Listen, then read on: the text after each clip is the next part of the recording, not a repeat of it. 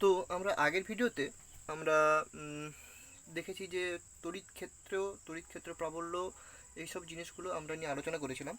তো এই ভিডিওতে আমরা আলোচনা করব তড়িৎ বলরেখা। তড়িৎ ক্ষেত্র যারা বুঝতে পারোনি তারা আগের ভিডিওতে একবার গিয়ে দেখে এসো। তড়িৎ ক্ষেত্র প্রাবল্য, যাদের তড়িৎ ক্ষেত্র প্রাবল্য অর্থাৎ ইলেকট্রিক ফিল্ড সম্বন্ধে কোনো আইডিয়া এখনও হয়নি, তারা আগের ভিডিওটি দেখে এসো, তারপরে এই ভিডিওটি দেখো। কারণ তড়িৎ ক্ষেত্র এর সঙ্গে তড়িৎ বলরেখা একদম পুরো কোরিলেটেড। তো আগের ভিডিওটি আগে দেখে এসো, তারপরে এই ভিডিওটি দেখা শুরু করো। তো আমরা আজকে তড়িৎ বলরেখা সম্পর্কে জানবো। তড়িৎ বলরেখা জিনিসটা কি? তড়িৎ বলরেখা অ্যাকচুয়ালি এটা একটা তড়িৎ বলরেখা। রেখা মানে এটা একটা কাল্পনিক রেখা, ঠিক আছে? এটা একটা কাল্পনিক রেখা। তো এই কাল্পনিক রেখাটা কি সেই বিষয়ে আমরা একটু জানবো। তো প্রথমে আমরা তড়িৎ বলরেখার যদি একটা ডেফিনেশন আমরা কেউ যদি আগে পড়ে থাকি, তো দেখবো যে তড়িৎ বলরেখার ডেফিনেশনে বলা আছে যে কোনো বিচ্ছিন্ন ধনাত্মক তড়িৎ আধানকে তড়িৎ ক্ষেত্রে রেখে দিলে সেই আধানটি যে রেখা বরাবর গমন করে সেই রেখাটাকেই বলছে, সেই কাল্পনিক রেখাটাকেই বলা হচ্ছে তড়িৎ বলরেখা। তো অ্যাকচুয়ালি জিনিসটা কি আমরা আজকে একটু দেখব। তো তড়িৎ বলরেখা জিনিসটা কি সেটি হলো, দেখো, ধরো এটা একটা আধান, ঠিক আছে? এটা একটা আধান, ঠিক আছে? তো এখানে ধরো তড়িৎ ক্ষেত্র বললোর আমি যদি ওই মুখটা যদি এরকম দেখাই, যে তড়িৎ ক্ষেত্রের ওই মুখটা আমি এরকম দেখিয়েছি, তো ঠিক আছে? তো এই যে আধানটা তড়িৎ ক্ষেত্রে আছে, সে কি করবে না এই রেখা বরাবর সে গমন করবে, ঠিক আছে? এগুলো যদি আমি একটু তড়িৎ বলরেখা হিসেবে যদি আমরা এটাকে দেখিয়ে দিই, তড়িৎ ক্ষেত্রটাকে কিন্তু আমরা তড়িৎ বলরেখা দ্বারাই আমরা কিন্তু দেখাই। তো এই যে বলরেখাগুলোর অভিমুখেই কিন্তু এই আধানটা গমন করবে। কোনো স্থানে তড়িৎ ক্ষেত্রগুলোকে আমরা কিন্তু এই তড়িৎ বলরেখা দ্বারাই আমরা ডিনোট করি, ঠিক আছে? আর সেই বলরেখার অভিমুখেই কিন্তু আধানটি গমন করে, ঠিক আছে? তাহলে এই আধানটা এই রেখা পরেও গমন করবে। তো আমরা যদি দেখি, তো তড়িৎ বলরেখা কি, তড়িৎ ক্ষেত্রে তড়িৎ বলরেখা আছে আমরা এটা বুঝতে পারছি, তড়িৎ বলরেখাগুলোকেই আমরা তড়িৎ ক্ষেত্র হিসেবে আমরা ডিনোট করছি। কিন্তু কিন্তু এই যে তড়িৎ বলরেখাগুলো, এগুলো কি এমনি এমনি সৃষ্টি হয়ে যাচ্ছে? এগুলো কি এমনি এমনি সৃষ্টি হয়ে যাচ্ছে? এগুলো এমনি এমনি সৃষ্টি হচ্ছে না। এই তড়িৎ বলরেখাগুলো সৃষ্টি হচ্ছে কোথা থেকে? না একটা পজিটিভ আধান থেকেই কিন্তু এই তড়িৎ বলরেখা সৃষ্টি হয়। আর তড়িৎ বলরেখার শেষটা কোথায় হয়? না একটা নেগেটিভ আধানে, ঠিক আছে? তাহলে একটা পজিটিভ আধান থেকে সবসময় একটা তড়িৎ বলরেখার সৃষ্টি হয়। আর তড়িৎ বলরেখাগুলো শেষ হয় কোথায়? না একটা নেগেটিভ আধানে। তো তড়িৎ বলরেখাগুলোকে আমরা যদি একটা চিহ্নের সাহায্যে আমরা আধান, একটা বিচ্ছিন্ন ধনাত্মক আধান এটা আমরা দেখালাম। তো এই বিচ্ছিন্ন ধনাত্মক আধান এটা হচ্ছে একটা বিচ্ছিন্ন ঋণাত্মক আধান। বিচ্ছিন্ন মানে একটা আধান, প্লাস আধান, ঠিক আছে? তো সেই প্লাস আধান থেকে সবসময় তড়িৎ বলরেখার সৃষ্টি হবে। সেটা কীভাবে হবে? না এই যে লম্ব হবে এই এখানে যদি আমরা একটা স্পর্শক টানি না, তাহলে এই বিচ্ছিন্ন তড়িৎ আধানের ক্ষেত্রে এটা হচ্ছে অ্যাকচুয়ালি বিচ্ছিন্ন আধান, ঠিক আছে? বিচ্ছিন্ন আধানের ক্ষেত্রে তড়িৎ বলরেখাগুলো কিন্তু লম্ব হবে। এইখানে আমরা একটা, এই বিন্দুতে আমরা একটা স্পর্শক টানবো, সেই স্পর্শকের সঙ্গে লম্ব হবে। এখানেও এরকম লম্ব হবে, এখানেও এরকম লম্ব হবে এরকম।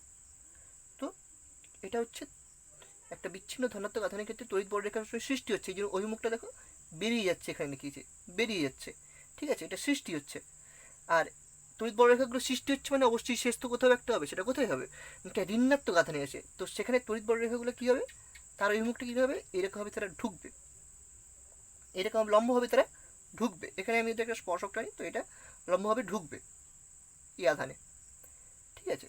আর এটা লম্বভাবে ঢুকার পর সবসময় এটা কিন্তু একটা নির্দিষ্ট কেন্দ্রবিন্দুতে এসে, এরা যদি আমরা টেনে নিয়ে যাই তাহলে কিন্তু নির্দিষ্ট কেন্দ্রবিন্দুতে এরা এসে কিন্তু যুক্ত হবে। এটাকে আমরা পিছন দিকে যদি পিছাই, তাহলে একটা নির্দিষ্ট কেন্দ্রবিন্দুতে এটা এসে যুক্ত হবে, ঠিক আছে? তো আমরা তাহলে এখান থেকে তাহলে কী এলাম? একটা বিচ্ছিন্ন ধনাত্মক আধান থেকে তড়িৎ বলরেখাগুলো সৃষ্টি হচ্ছে, আর একটা বিচ্ছিন্ন ঋণাত্মক আধানে এসে তড়িৎ বলরেখাটা কী হচ্ছে? শেষ হচ্ছে, ঠিক আছে? তো আমরা যদি দেখি তাহলে একটা বিচ্ছিন্ন ধনাত্মক আধান, সেখানে যদি কোনো ঋণাত্মক আধান না থাকে, তাহলে বিচ্ছিন্ন ধনাত্মক আধান থেকে তড়িৎ বলরেখাগুলো কিন্তু শুরু হবে। আর শেষ হবে কোথায়? না অসীমে গিয়ে তাহলে শেষ হবে। তাহলে এটা হচ্ছে তড়িৎ বলরেখার একটা ধর্ম। তড়িৎ বলরেখার একটা ধর্ম কি না, সবসময় তড়িৎ বলরেখাগুলো একটা নির্দিষ্ট বিচ্ছিন্ন ধনাত্মক আধান থেকে, একটা বিচ্ছিন্ন ধনাত্মক আধান থেকে তড়িৎ বলরেখাগুলোর সৃষ্টি হয়। আর তড়িৎ বলরেখাগুলো শেষ হয় কোথায় না, একটা বিচ্ছিন্ন ঋণাত্মক আধানে গিয়ে তড়িৎ বলরেখাগুলো কী হয় না শেষ হয়।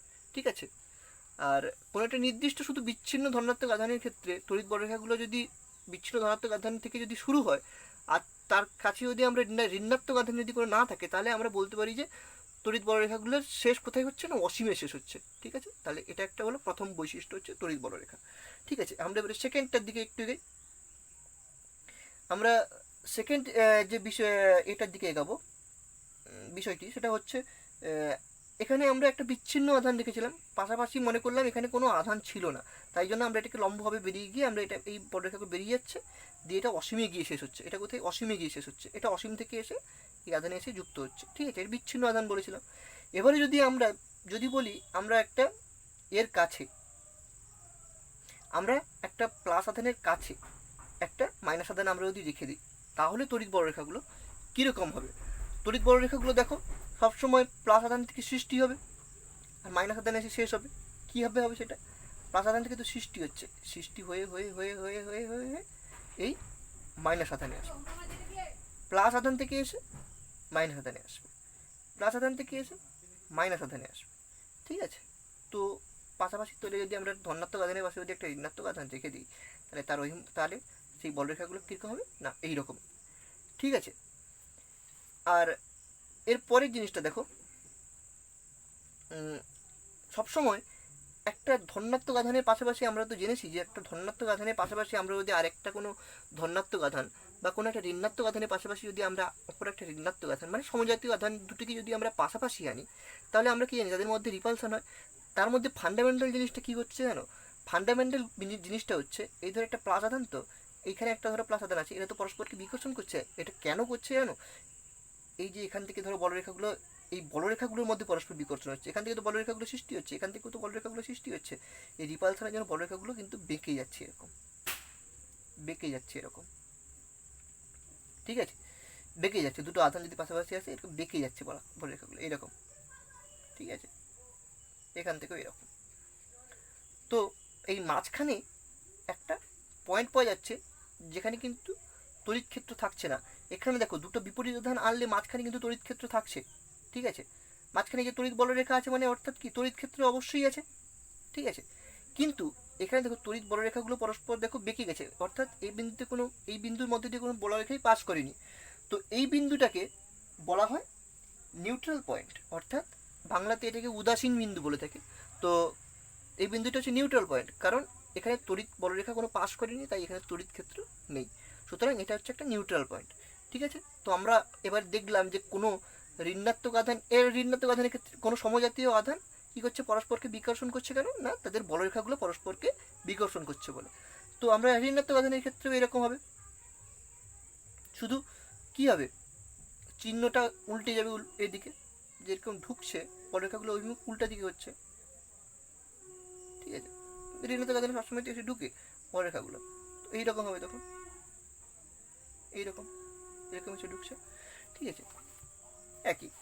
তো আর একটা এটা আছে, আমরা এবারে সবার মনে যাচ্ছে যে এই যে তড়িৎ যে বলরেখাগুলোর দ্বারা যে তড়িৎ ক্ষেত্রগুলো যে সৃষ্টি হচ্ছে, এই তড়িৎ ক্ষেত্রগুলো কি কখনো সুষম হচ্ছে, মানে সুষম অর্থাৎ কি না তড়িৎ ক্ষেত্রের সব জায়গায় কি তড়িৎ ক্ষেত্রের মানটা কি সমান হচ্ছে।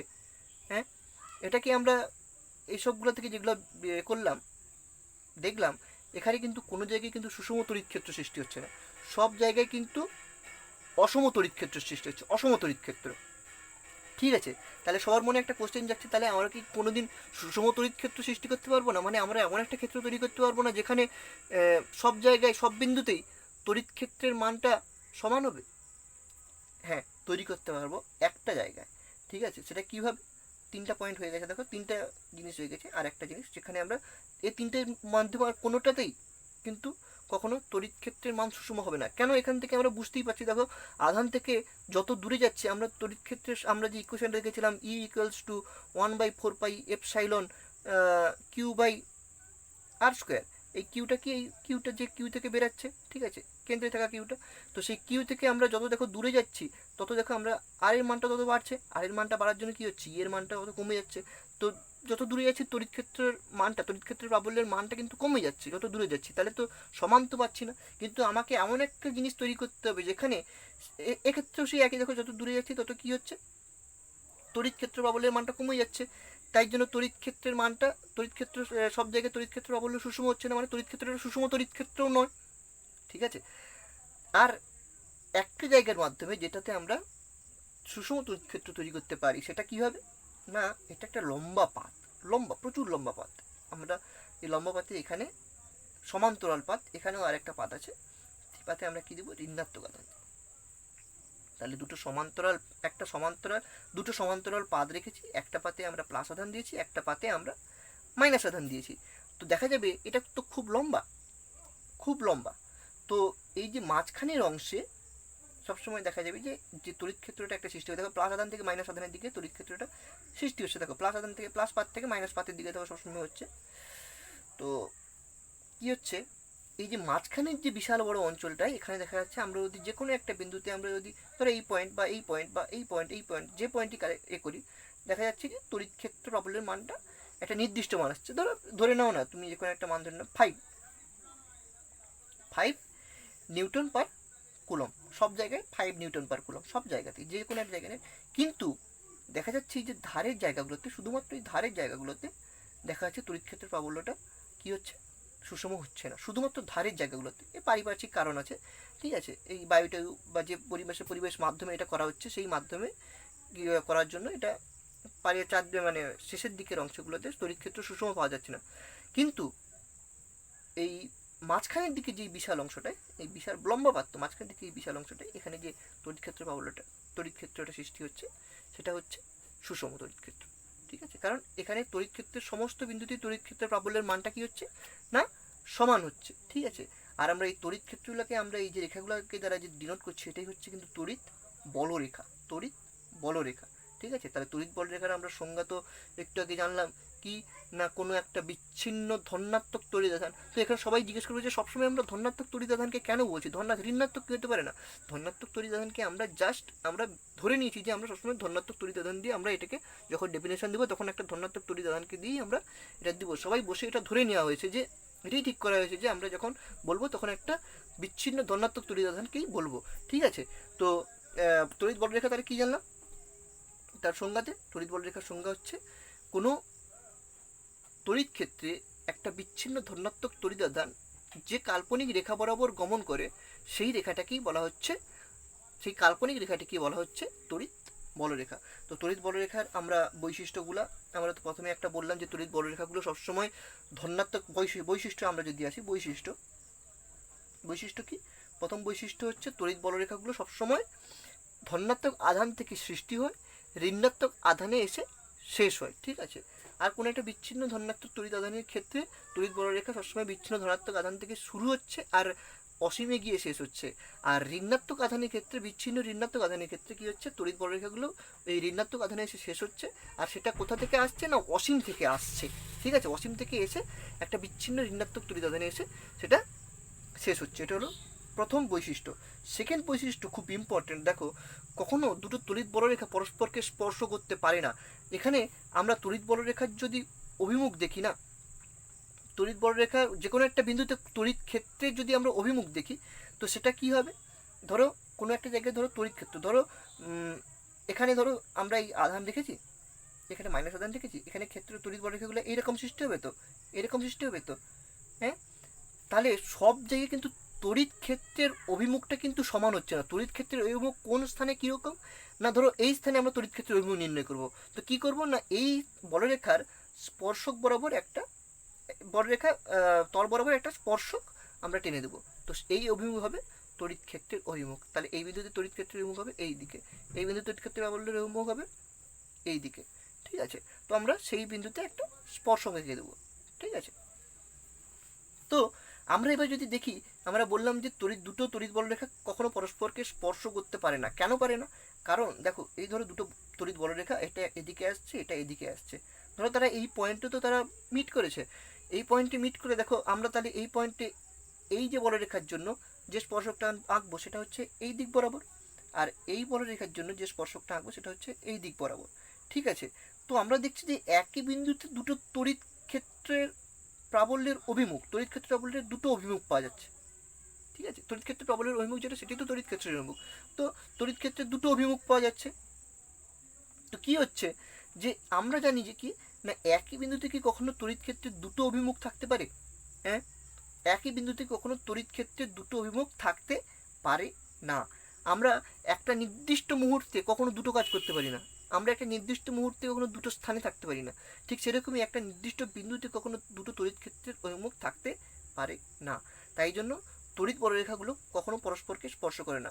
কেন না, তড়িৎ বলরেখাগুলো যদি পরস্পরকে স্পর্শ করতো তাহলে একটা যে বিন্দুতে তারা স্পর্শ করতো পরস্পরকে সে বিন্দুতে তড়িৎ ক্ষেত্রে দুটো অভিমুখ থাকতো, যেটা কখনো সম্ভব নয়। তো আমরা সেকেন্ড বৈশিষ্ট্যটা জানলাম। থার্ড বৈশিষ্ট্যটা কি? থার্ড বৈশিষ্ট্যটা হচ্ছে যে তড়িৎ বলরেখাগুলো দেখো পরস্পরকে কখনো সমজাতীয় আধান থেকে নির্গত তড়িৎ বলরেখাগুলো পরস্পরকে দেখো লম্বভাবে পরস্পরকে কি করছে না বিকর্ষণ করছে, যার জন্য কি হচ্ছে আধান দুটোর মধ্যে আধান দুটো পরস্পরকে বিকর্ষিত করছে। ঠিক আছে, এটা একটা হলো। ঠিক আছে, আর এর পরের বৈশিষ্ট্যটা দেখো, এর পরের বৈশিষ্ট্যটা হলো আমরা তড়িৎ বলরেখাগুলো দেখো কোনো স্থানে ধরো এরকম ঘন আছে, ধরো এরকম ঘন আছে কোনো স্থানে, এরকম ঘন আছে, আর কোনো স্থানে এরকম এরকম ফাঁকা ফাঁকা আছে। ঠিক আছে, তো আমরা বলতে পারি যে স্থানে তড়িৎ বলরেখার ঘনত্ব অনেক বেশি, মানে একক ক্ষেত্রফলের মধ্যে দিয়ে নির্গত তড়িৎ বলরেখার সংখ্যা অনেক বেশি, তো সেই স্থানে কী হবে তড়িৎ বলরেখার ঘনত্বটা অনেক কী হবে বেশি হবে। তো ওই স্থানে তড়িৎ বলরেখার ঘনত্ব অনেক যদি বেশি হয় তাহলে ওই স্থানে কিন্তু তড়িৎ ক্ষেত্রের প্রাবল্যের মানটাও অনেক বেশি হবে। আর এখানে দেখো একক ক্ষেত্রফলের মধ্যে দিয়ে নির্গত তড়িৎ বলরেখার সংখ্যা কিন্তু অনেক কম। এই আমি যদি এই ক্ষেত্রফলের মধ্যে দিয়ে আমরা যদি দেখি যে এখান দিয়ে মধ্যে 4টা বলরেখা গেছে, আমি যদি সেম ক্ষেত্রফল যদি এখানে অঙ্কন করি দেখা যাবে 2টো বলরেখা গেছে এর মধ্যে। ঠিক আছে, তো বুঝতে পারছি যে দুটো ক্ষেত্রফলের মধ্যে দিয়ে সমান বলরেখা নির্গত হয়নি, তার মানে কি ক্ষেত্র প্রাবল্যের মানটা খুব কম। তাহলে আমরা কি বুঝতে পারলাম যে একক ক্ষেত্রফলের মধ্যে দিয়ে যেখানে নির্গত তড়িৎ বলরেখার সংখ্যা অনেক বেশি সেখানে তড়িৎ ক্ষেত্র প্রাবল্যের মানটাও অনেক বেশি হয়। ঠিক আছে, এই হলো তড়িৎ বলরেখা সম্পর্কে আমরা জানলাম। তড়িৎ বলরেখার অভিমুখ থেকে আমরা তড়িৎ ক্ষেত্রের অভিমুখ কীভাবে নির্ণয় করবো সেটাও আমরা দেখলাম, যে কোনো স্থানে তড়িৎ বলরেখা এরকম আছে তো তড়িৎ ক্ষেত্রের অভিমুখ কী হবে না ওই বিন্দুতে আমরা একটা স্পর্শক এঁকে দিলেই আমরা বেরিয়ে পড়বে। এখানে দেখো তড়িৎ বলরেখাগুলো যদি সমান্তরাল হয় তাহলে এখানে দেখো কোনো স্পর্শকই আঁকতে হবে না, যেই দিক বরাবর তড়িৎ বলরেখার অভিমুখ সেই দিক বরাবর তড়িৎ ক্ষেত্রের অভিমুখ হয়। তো এই আমরা তড়িৎ বলরেখা সম্পর্কে জানলাম। যদি কোনো অসুবিধা থাকে তো ডিসক্রিপশন বক্সে আমাকে কমেন্ট করে জানাও। আর ভিডিওটি ভালো লাগলে একটা লাইক করো এবং সাবস্ক্রাইব করে দাও চ্যানেলটিকে।